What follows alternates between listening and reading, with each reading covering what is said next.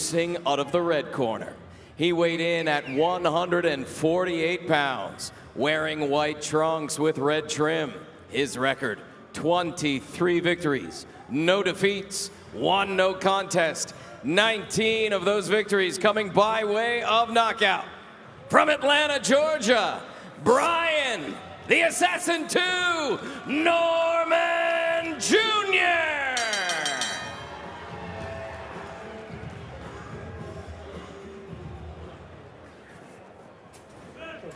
These are a bit high, so I'm going to let them work at everything in here. Préstame atención, protégete en todo momento, play duro, play limpio. ¿Está bien? Listen, obey my commands all the time, protect yourself at all times, fight hard, fight clean, good luck to both. Yeah, 8 rounds. Jack Reese, third man in the ring tonight. Christina Poncher here ringside, joined by Andre Ward for our first fight on the night. Brian Norman Jr. against Jesus Perez. Dre, last time we saw Brian Norman Jr., we thought we were going to be out of there after 1 round. He got started pretty quick in that last one, didn't he? Yes, he did. He came out very, very fast, landed a big shot, and unleashed probably 15 to 20 shots consecutively on his opponent. And we thought the fight was going to be over, but it was a much-needed test for him. He learned a lot about himself, and he went the full distance. You see him starting to work off the jab now from that orthodox stance in Norman Jr. And that's one of the things he told us after watching that tape time and time again is, I just got to slow down the pace. I need to be a little bit more patient. I don't need to rush anything. I know I have the power, but I need to not use it in such a way where I can kind of tire myself out. And that's kind of what happened later on in that fight. That's exactly what happened, and that's the toughest thing for a young, aggressive fighter. He doesn't mind mixing it up. It's tough to get them to settle down and set shots up, and that's what he realized in that last fight. Jesus Perez, 24-4, 18 knockouts. He's fought a lot of undefeated guys. All his losses have been against guys that have a combined record of 69-2. So he's been match tough, has not had an easy career, but looking to bounce back and get in the win column after his last fight and loss against Alexis Rocha. Not an easy task, but he put up a good fight in that one. Yeah, Perez is a vet, doesn't mind coming into different guys' hometowns, fighting undefeated guys. He is okay being the B-side.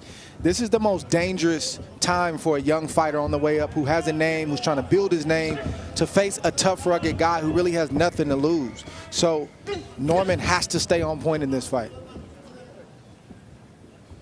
and stick to the game plan. So far, so good. You see a very calculated attack at this point from Norman Jr., who slips away from a looping shot there from Perez. But the test for Norman is going to be the first time he gets hit from Perez. Can he hold his composure? Yeah, 18 knockouts in the 24 wins that Perez does have. And there's a body shot with the left hand for Perez that lands.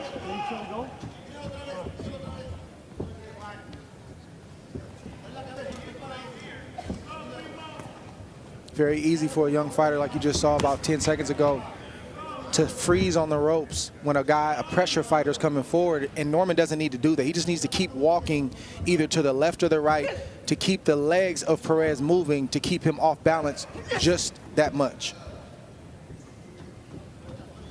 It's not a dance, it's a walk. And there uses a shot instead of a hold to kind of get out of the corner there. Dangerous move, but he got away with it.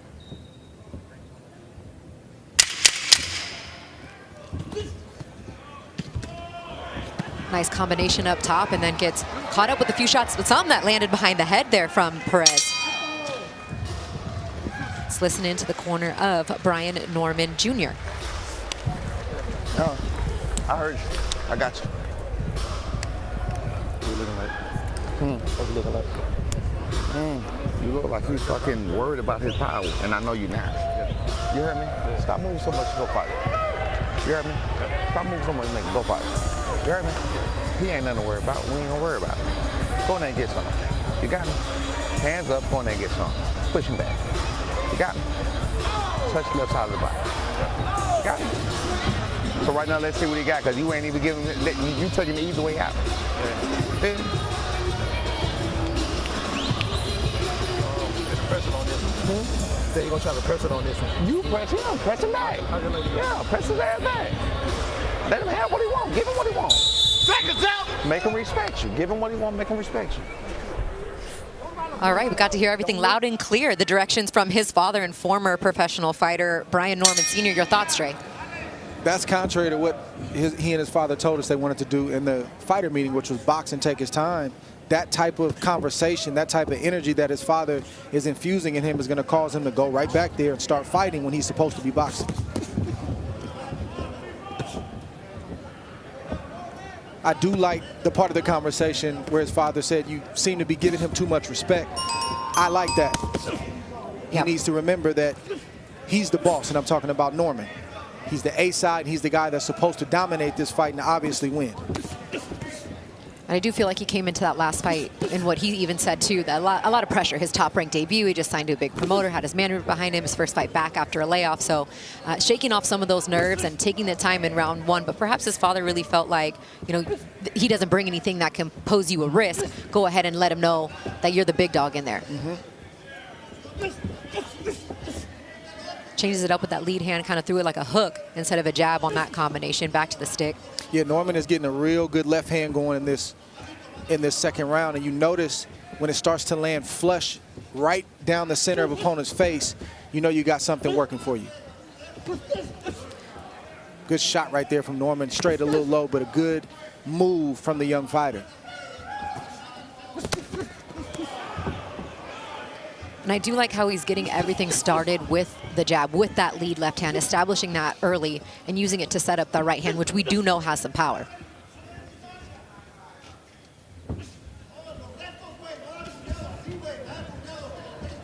Now you see Norman settling down just a little bit, and you know that because the first round he was tight, every movement was tight, but he's slipping shots, ducking from shots, pulling back from shots with ease now. It doesn't look like he's putting much effort into it, which lets you know that he's calming down. Whereas Perez's style, he just has this herky-jerky rhythm about him. He's always moving if he's not throwing punches. He is who he is.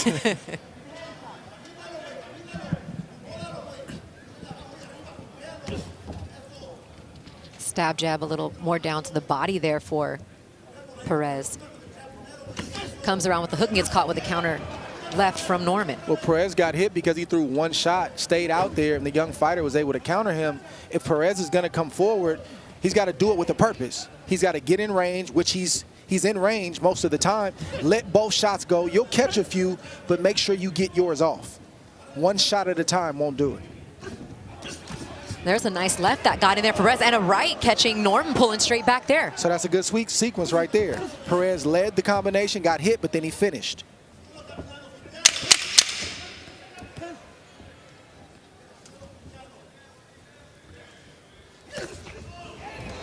Good shot from both fighters. Body shot from Norman, overhand right from Perez. Good into the round there. WBO middleweight champion Janibek's nickname is Kazakh Style, and that's more than just a name. And as he told Mark Kriegel in their conversation, it's a method of boxing that soon he believes will be taking over the world. Janibek, Kazakh Style, Ali. What is Kazakh style?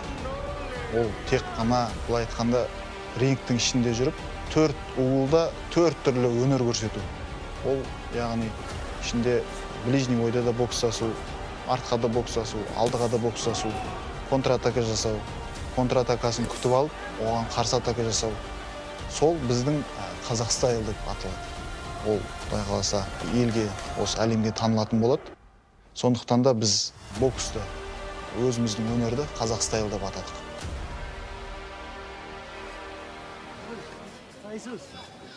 Dre, do you feel like you've been able to kind of identify that Kazakh style, if you will, when you see him fight, and what do you think about it? I think it's still evolving.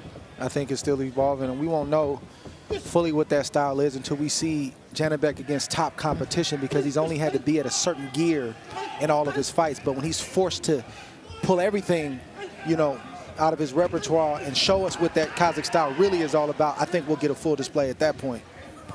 I think it's something he himself has been clamoring for quite some time. So we'll see if tonight's performance can entice any of those big names in that division to step forward, because he wants the big names. He hasn't shied away from that at all. And he needs it, quite frankly, but more on that conversation as we move along later on tonight. Again, that's coming up in our main event. Janibek Hanala taking on Steven Butler. Right now we have Brian Norman Jr. and Jesus Perez.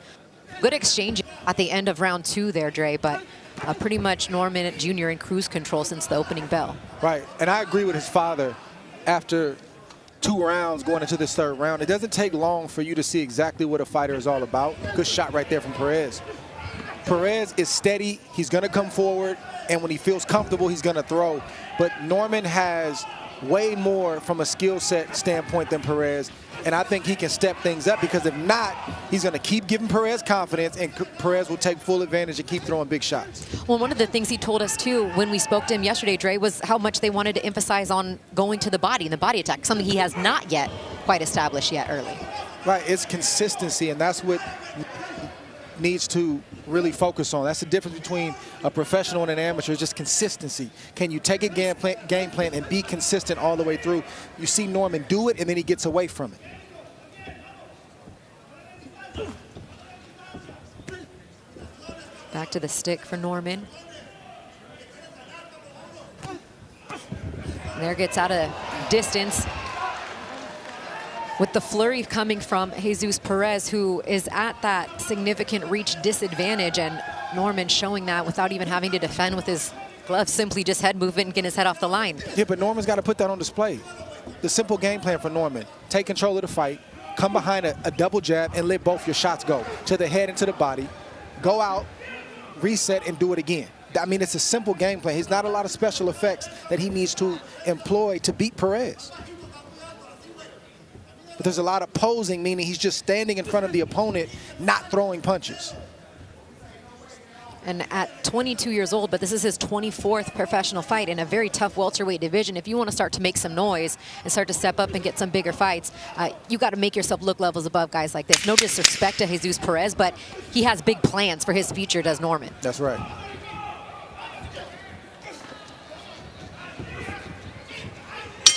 A flurry of not a lot of punches that exchange or that connect there for Perez at the end of round 3. The one thing that has connected effectively has been the jabs for Norman through the first 3 rounds, Dre. Effective with the jab. This is the punch that Norman needs to continue to throw early and often. We see that shot land right on the chin. It's not a hard shot. It's a shot that stings. It's a shot that sort of dizzies the opponent and blinds an opponent. So if you want to come behind that jab with the right hand, which Norman has a good one, you're right in line to do so. Not giving him nothing to worry about. You hit that motherfucker with a body shot, you grab him like you worried about it. You heard me?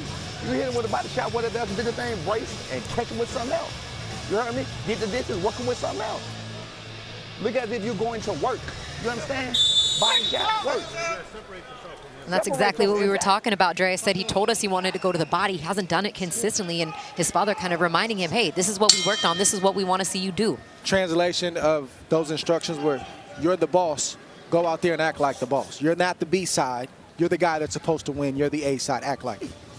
Let's see if we see that transition here as we start round 4. Christina Poncher and Andre Ward with you on the call for the first fight of the night, a double championship world title fights coming up later this evening.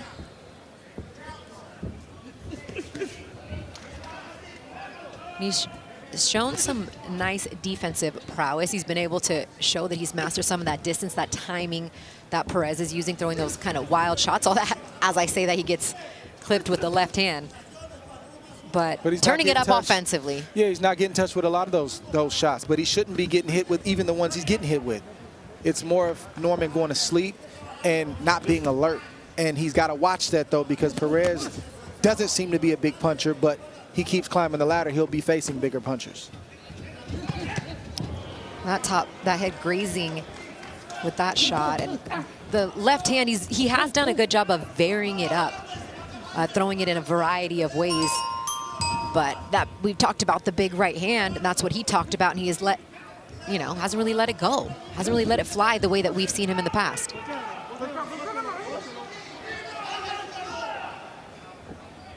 That sequence right there inside was a great opportunity for Norman to execute what he and his father have been talking about by throwing body shots. He had Perez right in the right spot. He just didn't let it go.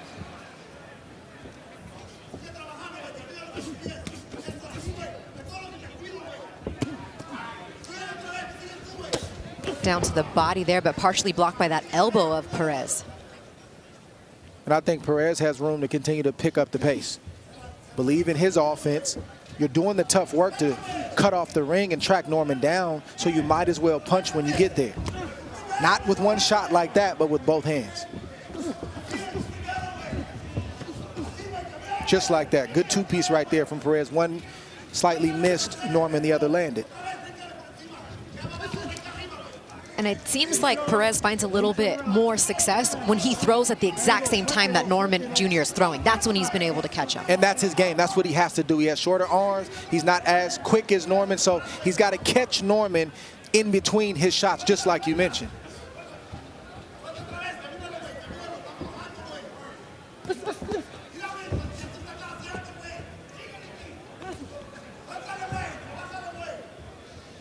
And a lot of movement in this fight from Norman, and I understand the slowing down the pace and being patient, but I didn't expect it to also take away from some of his punch output, which I feel like we're seeing tonight.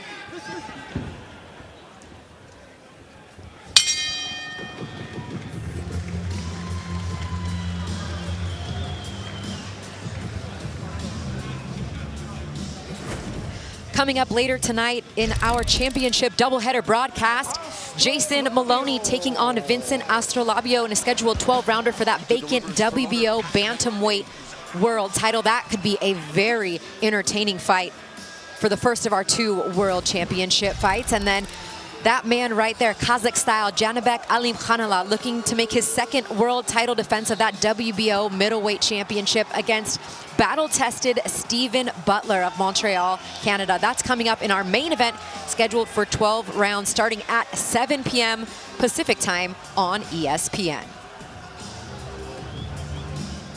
And Andre, you know, we talked about when we broke down all these matchups all week long, that co-main event between Maloney and Astrolabio could really be fireworks. I'm looking forward to that co-main event. Me too. I think it's evenly matched, but I do think that Maloney has more skill set, and I think that this is one of those assignments he's supposed to figure out tonight.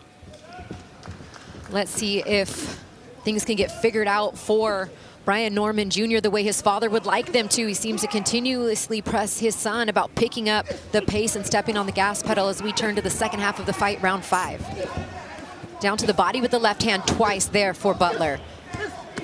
Perez answers with a body shot with the left hand. And Perez is tough. For those of you that watched his last fight against Alexis Rocha, the scorecards were pretty wide in that fight, but I mean, he showed that he had grit, he had toughness, he fought his way back, he snapped Rocha's head back a couple times. So I think Norman has a little more respect than what maybe the record shows for Perez. But I mean, if he wants to show that he is the prospect that he believes that he is, I think he's got to take it to the next gear. You should always have a level of respect for your opponents, but not too much respect. You got to make them earn everything that they get in that ring. And if Norman would have came in and executed the game plan from round 1 and Perez resisted and showed that, you know, he deserved that kind of respect, and that's different. But Norman has given and conceded respect in places with Perez that he just shouldn't have. Well, just because his body is in front of you and he's trying to cut off the ring, it doesn't mean you have to get on your bike and move around. You got caught with a shot there, Dre. Just unnecessary things that are happening to Norman right now that just shouldn't be. And when you tell us, and that's Brian Norman Jr., that you want to zap the opponent's energy early and show him who the boss is, I mean, I can't necessarily say check and check on both of those things. Yeah, he hasn't exactly executed that, and I think some of it is nerves, and I think some of it is confidence. You know, these are big stages. It's not that everybody hasn't filled in the arena yet, but this is a big stage on ESPN, and that can get to a young fighter sometimes.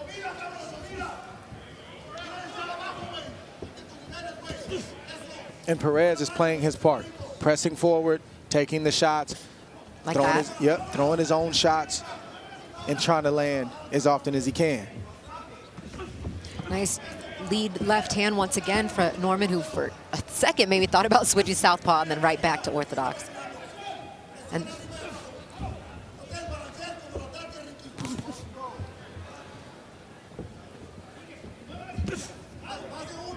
looping shot there for Perez as Norman spent most of the fight, moving around the outside of the ring in the same direction, hasn't really established himself in the middle of the ring, pushing Perez back much at all. Once again, Perez charging forward. Norman trying to answer from against the ropes.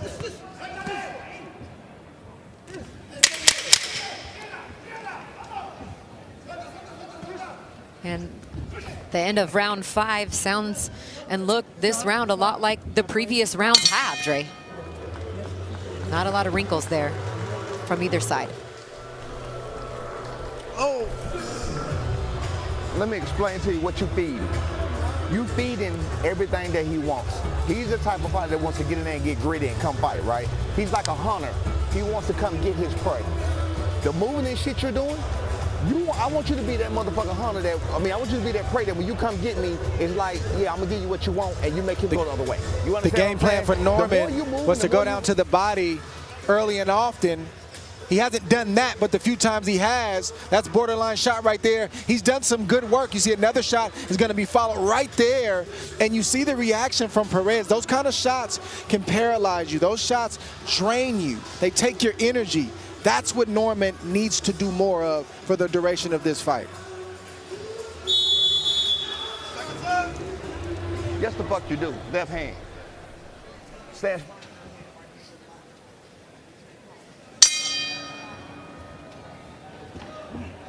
And you heard his father and trainer asking for the left hand, which he's used in different ways, primarily with the jab, which we showed you earlier. He's hooked it a couple times. For me, it's more of the right hand that I haven't really seen him sit down and let it go and throw it how we've seen in the past. I know I said that before, but I'm just kind of surprised at why he's yet to really unleash that. I think it's both. I think, like we said, the left sets up the right, but I think there's even more work that Norman could be doing with the left hand because he's had success. It's landed flush on the face of Perez pretty much most of the time he throws it, so why get away from it? Why get away from something that's working from you and make the fight harder? And that's just what Norman is doing. He's making a fight harder than it has to be. And every now and again in these exchanges, Perez gets one, and Norman gets it right back, but it's just enough to make you think like, okay, I'm gonna get back moving around the outside again instead of just trying to stand there maybe a little bit and mix it up, showing him, what he's capable of and that he's on another level. Right now, he's just confident with working around the outside. Yeah, that's called separation. And at this stage, when you're trying to present and represent yourself, good jab right there from Norman, to the public, to the world, you want separation. You want to see the difference between you and everybody that you fight, and Norman's not doing that at the moment. And a little shot on the inside scores for Perez, who's thrown a couple uppercuts in that exchange. Down to the body goes Perez.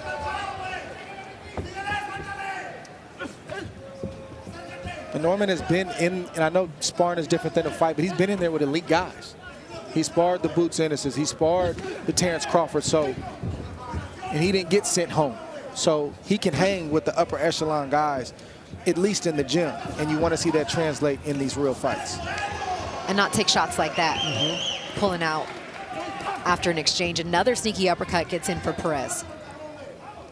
Norman better be careful, because Perez is getting closer and closer. And he may not be a one-punch knockout guy, but he could put 2 and 3 together and you can be hurt.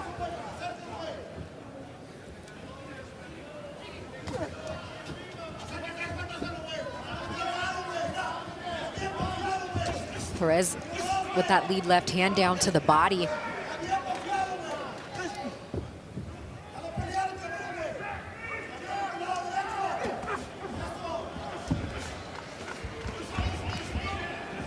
Looking to mix it up here in these exchanges. Not a lot of these punches landing flush, Dre, but still maybe showing a little bit of some ring generalship, or kind of reminding him like, I'm still very much, a factor in this fight, somebody that you got to deal with, because I'm constantly putting on the pressure. Absolutely.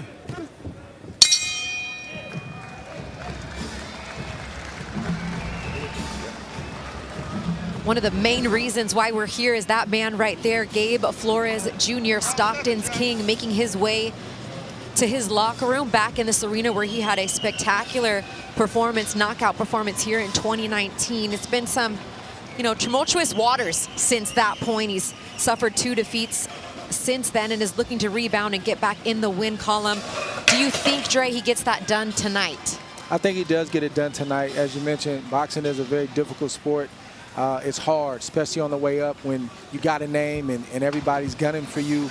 He's had some slip-ups in his young career, and many have written him off. Tonight's the first step to turn the page and to change that narrative. And do you think coming back and having this fight after 2 losses in your last 3 at home, is that a welcomed thing, or is it even more pressure on you when you already have that innately because you're coming off some losses? I think it's a beautiful thing. I think it can get him kick-started and get his confidence back to help propel him to the next phase.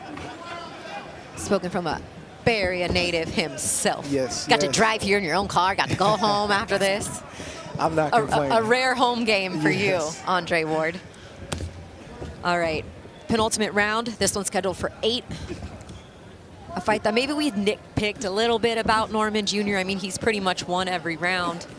But I think we had high expectations based on what he told us when we spoke with him. Well, just not even that, but what he told us, but also what we see in him. Right, the potential. He has skill, he has ability, and he's at that place in his career where he should step it up. And we're not just saying it. His own corner, his father, his coach is asking for it. So I think it's warranted, and I think he's got to answer the call. But in the meantime, Perez is pressing forward, and he's punching. And the matchmakers at Top Rank know what they're doing. I mean, you got a guy, yeah, he has 4 losses. He's coming out of, you know, loss, win on his record. But all those losses are by unanimous decision against, you know, 2 undefeated opponents and 2 opponents with just 1 loss. So the matchmakers are matching their young fighters for them to gain confidence and to grow. But make no mistake about it, they're watching and processing and studying what does this guy really have.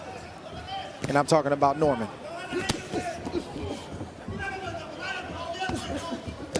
Norman with a nice left hand to the body.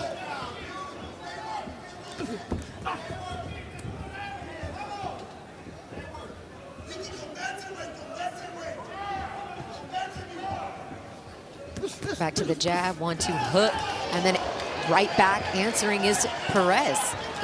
Taking nothing from Perez. He's doing his part, but Norman just looks flat. He looks like he went flat after the 3rd round. He doesn't have the energy and the pop in his punch that we saw in his previous fight. He was in a tough fight, but we saw him have these surges where he stayed strong all the way through. We're just not seeing that in this fight. And that's part Norman and part Perez. And it's kind of, I'm curious to what we would attribute that to, considering the amount of time that he has prepared, the work that he got coming out of Atlanta, going to Las Vegas, Top Rank gym, Mayweather gym, sparring with Amari Jones, Kevin Johnson. I mean, he's got some good work in, but I do agree that that explosiveness that we've seen from him in the past, even just as recent as his last fight, just not there tonight. Yeah, if anything, that's not him undertraining, that's him overtraining. It's too much work that might have gone into this, but you can take nothing away from Perez. From round 1, he's stayed in the pocket, done his thing, and followed his script, which is press forward, be tough, be durable, and keep pressing the action. And he's landing more and more. Exactly. I was going to say, and he keeps each round. He used to be like, oh, that was 1 good shot, and then it's 2, and then it's 3. 2s and 3s, yes. All right, round 7 in the books. 1 more round to go. You know what it look like? This fight card, we got a ton of 8-rounders scheduled. Let's listen to what his dad has to tell him here for this last round. Who cut? Hey, listen. It look like you okay with mediocrity, because I'm not. You okay with mediocrity? Huh? Okay, because I'm not okay with that. You got me? I don't know what you got going on, bro. You're going 1 punch, you're moving. Nope, we're good. You heard me? Yeah. I need you to let your hands fly. Last round. You heard me? Plant your feet, go to fucking work. You got me? Yeah. You know everything to do. You know what to do. Yeah. Go to work. I mean, we're all kind of on the same page there, Dre, as far as what we expected and what his father wants from him. He's just not doing it. He doesn't seem to have it tonight. Physically, mentally, I don't want to speculate too deep. I don't know what type of camp they had, but what I see is a flat fighter. When you see a fighter who goes off a cliff from an energy standpoint after round 2, that leads you to believe that he was overtrained. And you did hear at the end of that round, Jack Reese talk about a cut from an accidental headbutt above the right eyebrow, or on the right eyebrow there of Jesus Perez. But it looks like they got it under control, and here's the 8th round. If I'm Perez, I want to close big. I have no idea how the judges are scoring this. And I want to finish this fight strong and try to get a shot through and try to hurt the young fighter.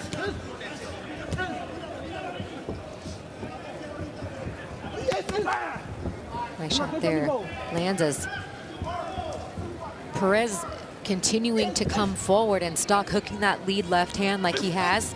The blood streaming once again from that cut above the right eyebrow. I know it sounds brutal if you're at home and you're not a boxer, but you want to target that eye, the eye that's bleeding, and you want to try to hit it as often as you can. But there goes Norman dropping his left hand, drifting back, and Perez counters with an overhand right.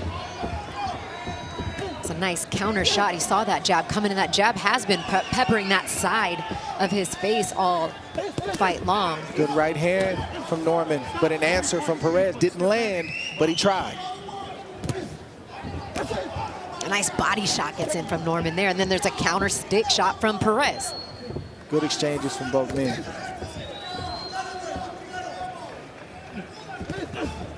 And this is the most straight that Norman Jr. stood in there and fought instead of moving around the outside of the ring. But maybe that blood's bringing that energy. I think it's the blood and it's the last round. He can see the light at the end of the tunnel. That's what that is. Takes a shot and then gives a shot down to the body. Perez should go. Let both hands go. He should go right now. Both fighters getting shots in here. Just under a minute to go now in this 8th and final round. This is how we saw Norman fight his last fight. And what maybe we thought more of. Your uppercut gets in from Perez. That's what you want if you're Perez. You can't hurt him if you don't throw. Maybe we'll just start the fight over from right now. Yeah. Or maybe go two more. Right, two that's more it. rounds. Why not? Good shot on the top of the head from Perez with that overhand right. Jab, and then answer with Norman, that right hand right under that left elbow. There's the body shot. There's a nice left hand that gets in for Norman. Best round of the fight for both fighters. Oh, nice left hand. Oh, just missed that. Misses with that shot. Goes right back to it. Definitely not a knockdown there as they get their feet tangled up. But that's it. That's the end of the fight. I mean, come on. That was the best round of the fight, and it's got to end. It's got to end like that. I'm telling you, they saw the light. Oh, they said we can let it all hang out. This fight's gonna be over in a minute and a half. Maybe he should have told his son it was a 4-rounder, and then it got him to pick it up. I'm sure he'll get a talking to nonetheless. So I'll be very curious. I'm very curious to see how these judges score this fight. Sure. And I think Jesus Perez is satisfied with his performance. He's up on the ropes giving some acknowledgement to the crowd here in Stockton, California. We'll look at some highlights while the judges tally up the decision. Norman did some good work early on with that left hand. It started to land flush, as you see right there. When you were waiting for the right hand to come behind that, it just never did. That gave Perez confidence to throw his own right hands and his hooks and his body shots. And Norman, being a tough fighter, he never just stopped throwing, but he opened himself up for shots like this time and time again, allowed the shorter arm fighter to get close. And when shorter arm fighters get close, they often land. And that's what Perez did. Both fighters closed the show very, very strong in that last round. I want to see who walks away with this win. There you see a look at the cut above the eye of Perez, which maybe had Norman Jr. stepping on the gas a little bit more in that 8th and final round, something that probably since round 4 his father was pleading for him to do in the corner. I wouldn't say that he executed everything on his game plan, but if you talk about being patient and slowing the pace down, okay, he definitely did that. Yeah, it's not the end of the road for Norman. He's just got to learn from this. I don't know if it was the training. I don't know if it was something mental. He's got to learn from this and get better the next time out. All right, both fighters are in the center of the ring. Mark Chinook is taking his place now. He has the decision. We'll go up to Mark now with the decision. Ladies and gentlemen, after 8 rounds here inside the Stockton Arena, we go to the judges' scorecards for the official decision. Tom Carasoni and Zachary Young both have the fight 77-75. Robert Hoyle scores it 78-74, all in favor of your winner by unanimous decision. Brian, the Assassin 2, Norman Jr. And